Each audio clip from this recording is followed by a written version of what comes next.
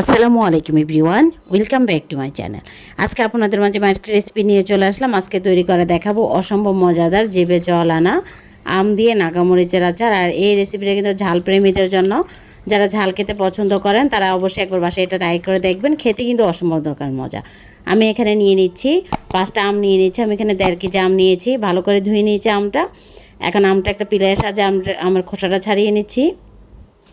আর এই আচারটা কিন্তু খেতে খুবই অসাধারণ, খিচুড়ি দিয়ে এবং ভাত দিয়ে খেতে বেশি ভালো লাগে আচারটা।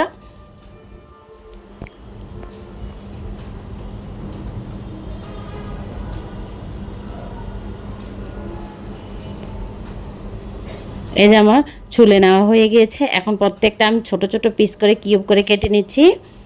আর মাঝখান দিয়ে কেটে মাঝে যে বিচির অংশ মানে আটির অংশ আছে এটা ফেলে দিচ্ছি। আর আম শেষ হওয়ার আগে অবশ্যই এভাবে একবার আচারটা বানিয়ে রাখবেন। আর এভাবে বানিয়ে কিন্তু সারা বছর সংরক্ষণ করে খাওয়া যায়।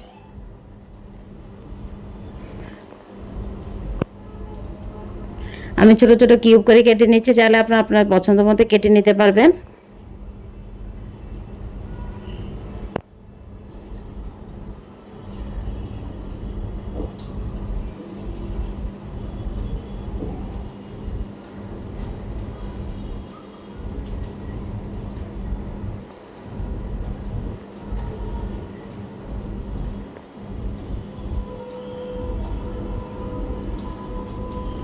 এই যে এভাবে করে সবগুলো আম কেটে নিয়েছে। এখন একটা বাটিতে উঠিয়ে নিচ্ছে আমগুলো আমি।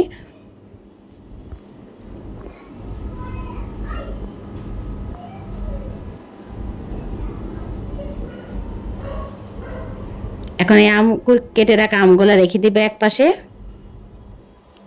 তারপরে এখানে আমি নিয়েছি 20 থেকে 30টা নিয়ে নিচ্ছি নাগা মরিচ বা বোম্বাই মরিচ। এগুলো কিন্তু মরিচগুলো ভালো করে ধুয়ে আমি টিস্যু দিয়ে এক্সট্রা পানিটা উঠিয়ে নিয়েছি। তারপরে বিচির ডেটুগুলো ফেলে নিচ্ছি। যেভাবে সবগুলা ডেটু বেছে নিয়েছি। আর এখান থেকে আমি 10টা মরিচ নিয়ে নিচ্ছি। এগুলোকে ছোট ছোট ছোট ছোট কুচি করে কেটে নিচ্ছি।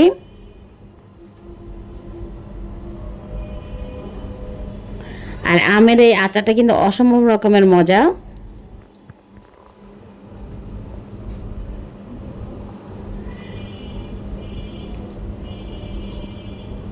এই যে আমার কেটে নেওয়া হয়ে গিয়েছে। আর এগুলোকে রেখে দেবো একপাশে, চলে যাবো আচারটা বানানোর জন্য।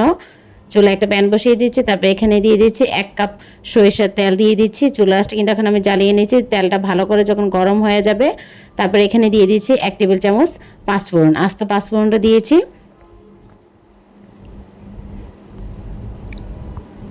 তারপর পাঁচফোড়নটা ভালো করে মিশিয়ে নিচ্ছি। পাঁচফোড়নটা 1 মিনিটের মতো একটু ভেজে নিয়েছি। তারপরে এখানে দিয়ে দিচ্ছি আমি আদা রসুন পেস্ট দিয়ে দিচ্ছি 1 টেবিল চামচ করে। এখন মশলাটাকে 1 মিনিট একটু ভেজে নিব। তারপরে এখানে আমি দিয়ে দিচ্ছি সরিষা বাটা দিয়ে দিব 2 টেবিল চামচ।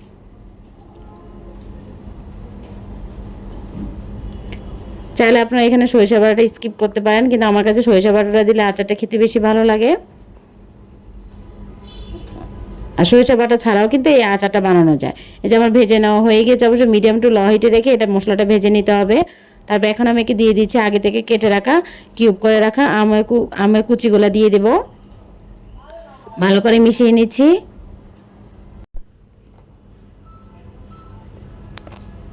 তারপর এখানে আমি লবণ দিয়ে দিচ্ছি 2 টেবিল চামচ। লবণটা আপনাদের টেস্ট অনুযায়ী দিয়ে নেবেন, যতটুকু প্রয়োজন। তারপরে এখানে আমি হলুদের গুঁড়া দিয়ে দিচ্ছি 1/2 টেবিল চামচ। তারপরে এখানে আমি চিনি দিয়ে দিচ্ছি 1 কাপ।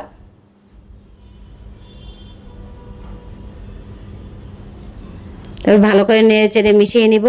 তারপরে চুলা আঁচটা মিডিয়াম হিটে রেখে 25 থেকে 20 মিনিট আচারটাকে আমি রান্না করে নিব। তারপরে এখানে আমি দিয়ে দিচ্ছি 1 কাপ রসুনের কোয়া দিয়ে দিচ্ছি আস্ত। আর আচারে কিন্তু রসুনের কোয়াটা দিলে কিন্তু খেতে বেশি ভালো লাগে।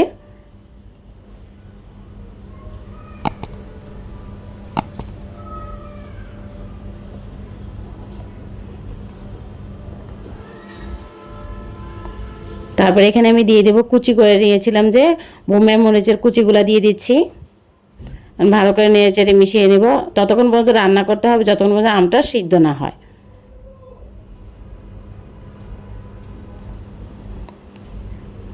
তারপরে ঢাকনা দিয়ে দিচ্ছি। আমি কিন্তু ঢাকনাটা উঠিয়ে 2 থেকে 3 বার নাড়াচাড়া দিয়ে দিচ্ছি। অবশ্যই খেয়াল রাখতে হবে আচারটা যাতে নিচ দিয়ে না লেগে যায়।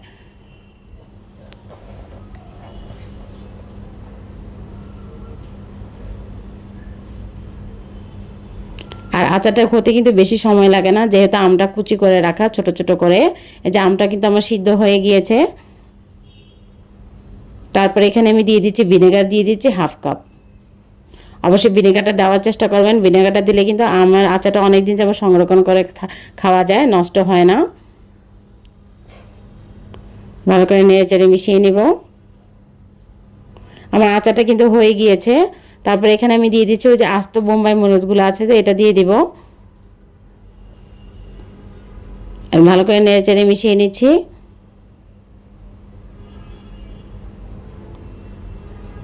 তারপর 2 মিনিটের জন্য একটু ঢাকনা দিয়ে দিব, যাতে আস্ত বোম্বাই মরিচটা একটু সিদ্ধ হয়ে যায়। ফিরে এসেছি 2 মিনিট পরে। দেখেন আমার আমটা কিন্তু সিদ্ধ হয়ে গিয়েছে, আস্ত বোম্বাই মরিচটা কিন্তু সিদ্ধ হয়ে গিয়েছে। দেখা যায় যে মরিচটা সিদ্ধ হয় না, কিন্তু মরিচটা কিন্তু সিদ্ধ হয়ে গিয়েছে। তারপরে আমার কাছে লবণটা একটু কম লেগেছে, সেজন্য আমি এখানে আরও পরিমাণ মতো লবণ দিয়ে দিচ্ছি। তারপরে এখানে আমি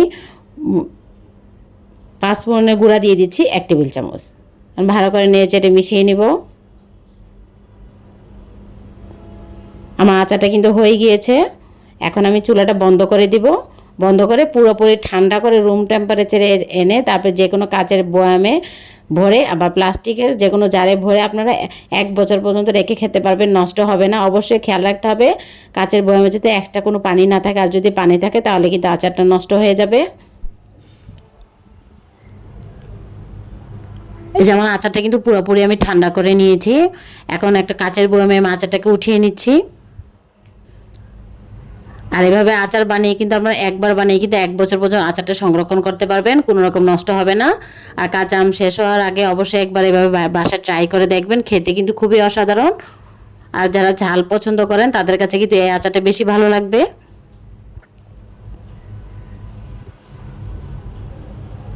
আর আপনারা যদি ভিনেগারটা না দিতে চান তাহলে আচারটা বানিয়ে কিন্তু রোদ্রে দিতে হবে।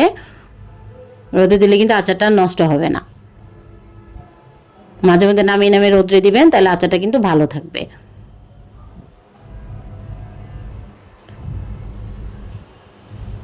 আমি আপনাদেরকে কিন্তু খুব সহজ রেসিপিটা তৈরি করে দেখিয়েছি। আমার এই রেসিপিটা যদি আপনাদের ভালো লেগে থাকে অবশ্যই আমার চ্যানেলটা সাবস্ক্রাইব করে আমার পাশে থাকবেন। লাইকস এবং কমেন্টস করে জানাবেন আমার রেসিপিটা কেমন হয়েছে। আল্লাহ হাফেজ।